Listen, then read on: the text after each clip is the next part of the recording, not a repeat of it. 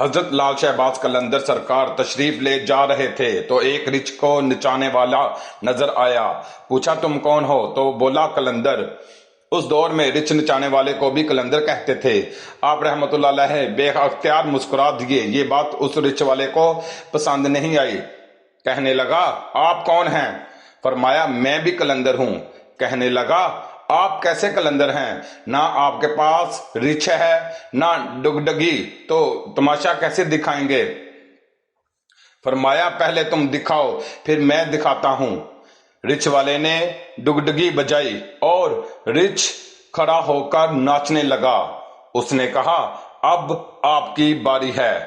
حضرت لال شہباز قلندر دو درختوں کی ٹہنیوں پر کھڑے ہو گئے اور فرمایا نیچے سے گزر جاؤ، مگر یاد رکھنا آگے جانا مگر واپس کبھی مت آنا۔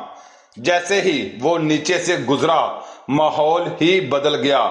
نہ وہ سورج کی گرمی نہ گرد و غبار، جہاں تک نظر دیکھے خوبصورت پہاڑ، سبزہ وادیاں، نہ موسم گرم نہ ٹھنڈا۔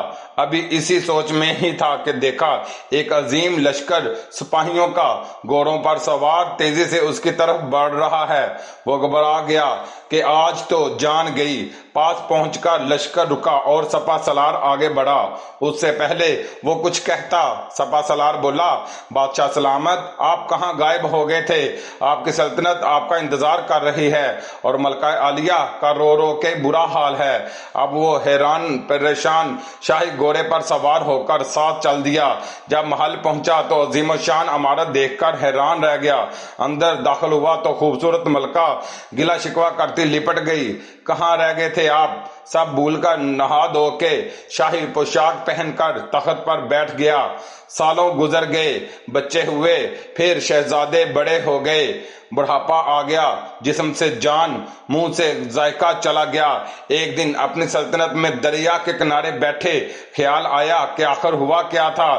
اسی جستجو میں وہیں پہنچا جہاں پر لشکر تھا تو دیکھا وہ درخت اب بھی موجود ہیں۔